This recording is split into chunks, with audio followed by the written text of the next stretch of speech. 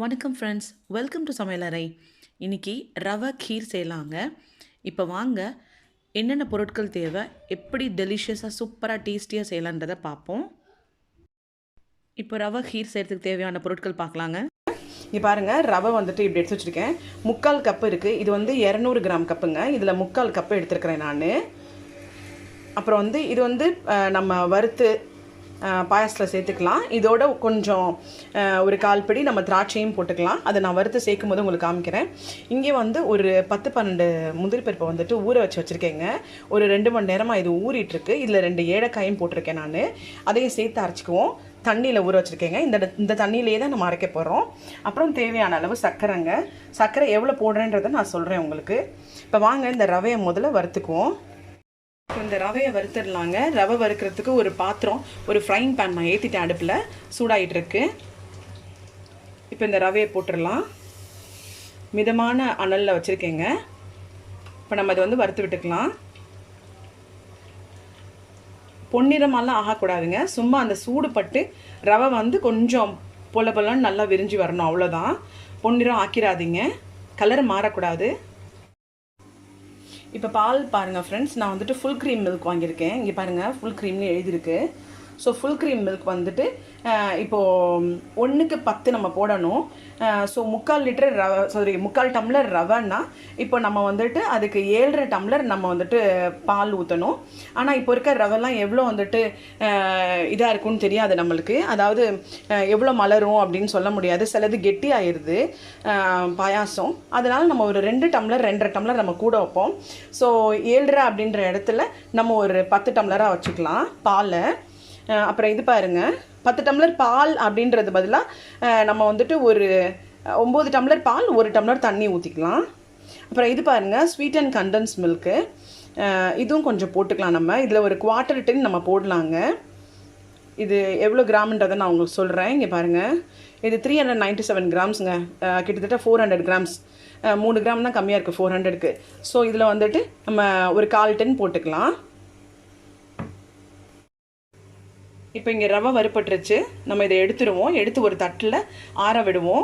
ஏன்னா ஆற விடாமல் சூடான பாலில் சூடான ரவையை சேர்த்தா கட்டி விழுந்துடும். அதனால இதை வந்து தட்டில் போட்டு ஆற விடலாம். இதை இப்போ ரவை வறுத்த அதே ஃப்ரை பேனில் நான் 2 டேபிள் ஸ்பூன் வந்துட்டு நெய் ஊற்றிருக்கேங்க. இந்த நெய் வந்துட்டு மெல்ட் ஆயிடுச்சு. இப்போ நம்ம இதை வந்துட்டு முந்திரியும் திராட்சையும் நம்ம வறுத்துக்கலாம். அதனால் சீராக வச்சுக்கலாங்க. நான் கம்மி பண்ணிட்டேன். இப்போ இது வறுத்து எடுத்துக்கலாம். இங்கே பாருங்கள் ஃப்ரெண்ட்ஸ், இப்போ வந்து 9 டம்ளர் நான் பால் அளந்து ஊற்றிட்டேன் இந்த பாத்திரத்தில், பாயசம் செய்கிற பாத்திரத்தில். இப்போ இது பாருங்கள், நம்ம முந்திரி பருப்பு அரைச்சோம் இல்லைங்களா, தண்ணி ஊற்றி, அதையும் நம்ம ஊற்றிக்கலாம்.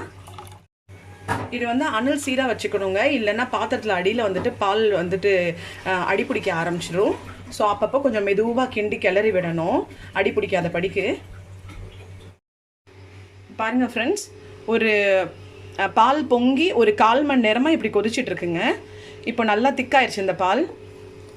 இப்போ நம்ம இதில் வந்துட்டு ரவையை கொஞ்சம் கொஞ்சமாக போட்டுடலாம். நல்லா சிம்மரில் வச்சுட்டு ரவையை போடுங்க, இல்லைன்னா கட்டி விழுந்துடும். இப்போ இங்கே ஒரு 10 டீஸ்பூன் நான் வந்துட்டு சர்க்கரை எடுத்து வச்சுருக்கேங்க, ஒயிட் சுகர். இதை நம்ம சேர்த்துடலாம். இப்போ பாருங்கள், பாயசம் கொதிச்சிட்ருக்கு. சர்க்கரையை ஆட் பண்ணிடலாம். இப்போ 2 நிமிஷம் ஆகட்டுங்க. சர்க்கரையெல்லாம் நல்லா மெல்ட் ஆகட்டும். கரைஞ்சி நல்லா பாயசத்தோட ரவையோடு கலக்கட்டுங்க.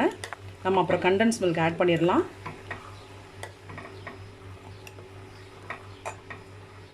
இப்போ ரவை வந்தோம் இல்லைங்களா, அதே டம்ளரில் நான் வந்துட்டு ஒரு பாதி டம்ளர் நான் கண்டன்ஸ் மில்க் எடுத்து வச்சுருக்கேன். இதையும் உங்களுக்கு காமிச்சிடுறேங்க.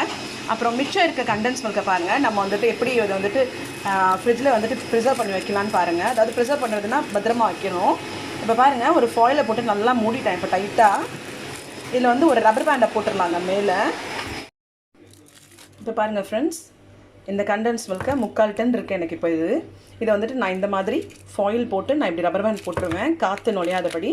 அப்படி காற்று நுழையாமல் நம்ம இப்படி டைட்டாக நல்லா வச்சோன்னா இது வந்துட்டு கெடாமல் நல்ல கலர் மாறாமல் உங்களுக்கு வந்து அதே கலரில் அந்த ஹாஃப் ஒயிட்டில் இருக்கும் இல்லைங்களா, ஹாஃப் ஒயிட்டில் அதே கலரில் வந்துட்டு ஒரு 10-15 டேஸ்க்கு நல்லாவே இருக்குங்க. நான் இப்படி தான் நான் யூஸ் பண்ணுவேன். ஏன்னா நம்ம ஃப்ரீக்வெண்ட்டாக நம்ம ஸ்வீட் செய்ய மாட்டோம். அட்லீஸ்ட் ஒரு 2 வீக்ஸ்க்கு அப்புறமா தான் செய்வோம் இல்லைங்களா நம்ம. ஸோ ஃப்ரீக்வெண்ட்டாக செய்கிறவங்களா இருந்தால் இது தீந்துரும் உங்களுக்கு ஆக்சுவலி. ஸோ இது வந்துட்டு இவங்க பாக்ஸில் கொடுத்துருக்க இந்த கண்டெய்னரில் கொடுத்துருக்க இன்ஸ்ட்ரக்ஷன் வந்துட்டு ஓப்பன் பண்ணால் ஐ திங்க் 24 ஹவர்ஸ்லேயே 48 ஹவர்ஸ்லேயே வந்துட்டு 2-3 நாளில் இதை ஃபினிஷ் பண்ணிடணும் அப்படின்னு சொல்லி அவங்க போட்டிருப்பாங்க. ஸோ நான் இந்த மாதிரி ஒரு தடவை வைக்க ஆரம்பித்தேங்க, நல்லா இருந்தது. ஸோ அதுலேருந்து நான் இப்படி தான் ஃபாலோ பண்ணுறது. இப்போ இதை ஃப்ரிட்ஜில் வச்சிடணுங்க. இப்போ பாருங்கள், இங்கே பாயாசம் வந்துட்டு நம்மளுக்கு கொதிச்சிட்ருக்குங்க. ரவை நல்லா வெந்துருச்சு. இங்கே பாருங்கள், நல்லா திக்காக இருக்குது பாருங்கள். இப்போ இது உடனே நம்ம சாப்பிட்டோன்னா நல்லா இருக்குங்க. இந்த மாதிரி கொஞ்சம் நம்ம ஆற விட்டுட்டோம்னா கொஞ்சம் கெட்டி ஆயிரும். இப்போ அடுத்த நாள்னால் நீங்கள் சாப்பிட்ணுன்னா ஃப்ரிட்ஜில் வச்சுட்டு நம்ம அடுத்த நாள் சாப்பிட்ணுன்னா நல்லாவே இது கெட்டியாக இருக்குங்க. அந்த சமயத்தில் ஒரு 2 டம்ளர் பாலை நீங்கள் வந்துட்டு இதில் ஊற்றி சூடு பண்ணிவிட்டு நீங்கள் யூஸ் பண்ணலாம். இப்போ சர்க்கரை நான் டேஸ்ட் பண்ணிட்டேங்க, கொஞ்சம் மைல்டாக இருக்குது.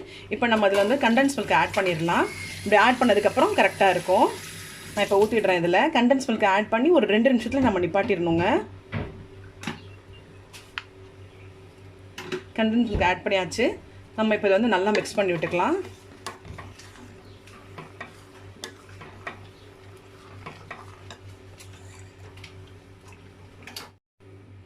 அவ்வளோதாங்க, ரெடி ஆயிடுச்சு.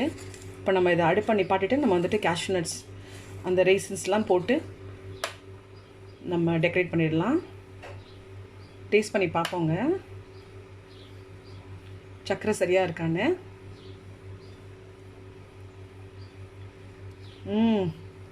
பர்ஃபெக்டாக இருக்குங்க.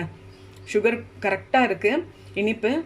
இனிப்பு ஜாஸ்தி பிடிக்கும் அப்படின்னு சொல்லி சொன்னால் நீங்கள் வேணால் இன்னும் கொஞ்சம் ஆட் பண்ணிக்கோங்க. ஆனால் இந்த அளவு கரெக்டாக இருக்குங்க, பர்ஃபெக்டாக இருக்குது.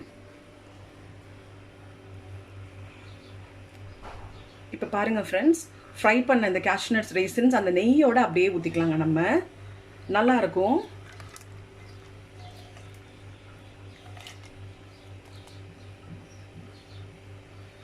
நம்மளோட கீர் ரெடி. இன்னும் இதில் சாஃப்ரன் ஆட் பண்ணால் நல்லா இருக்குங்க. குங்குமப்பூவும் அதாவது அந்த முந்திரி பருப்பும் ஏலக்காய் நம்ம தண்ணியில் ஊற வச்சுருந்தோம் இல்லைங்களா, அதோடைய ஒரு பிஞ்ச் நமக்கு எவ்வளோ பிடிக்குமோ அவ்வளோ ஒரு பிஞ்ச் போட்டால் போதும். போட்டு அந்த முந்திரி பருப்போடையே அரைச்சி அந்த பாலில் நம்ம சேர்க்கும் போது சேர்த்துட்டா நல்லா மைல்டு எல்லோ கலர். நான் பாயசம் வீடியோ போட்டிருப்பேன், சேமியா பாயசம் வெர்மிசெல்லியில் செஞ்சது. ரொம்ப அல்டிமேட்டாக இருக்குங்க, சூப்பராக இருக்கும். ஸோ அந்த மாதிரி கூட நீங்கள் ட்ரை பண்ணி பாருங்கள். சாஃப்ரன் போட்டு, நான் இன்றைக்கி சாஃப்ரன் இல்லாதனால போடலை. அவ்வளோதான் ஃப்ரெண்ட்ஸ், நம்மளோட யம்மி டேஸ்டி டெலிஷியஸான வெரி ரிச் கீர் ரெடி. ஸோ இதை ட்ரை பண்ணி பாருங்கள். ட்ரை பண்ணி பார்த்துட்டு உங்கள் கமெண்ட் செக்ஷனில் போடுங்க. I'll be eager to read all your comments. And video பிடிச்சிருந்தா உங்கள் ஃபேமிலி அண்ட் ஃப்ரெண்ட்ஸ்க்கு ஷேர் பண்ணுங்கள். மறக்காமல் என்னோடய சேனலுக்கு சப்ஸ்கிரைப் பண்ணுங்கள். அப்படியே அந்த பெல் ஐக்கனையும் கிளிக் பண்ணுங்கள் ஃப்ரெண்ட்ஸ். என்னோடய வீடியோஸ் உங்களுக்கு நோட்டிஃபிகேஷனாக உடனடியே கிடைக்கும். Thank you so much.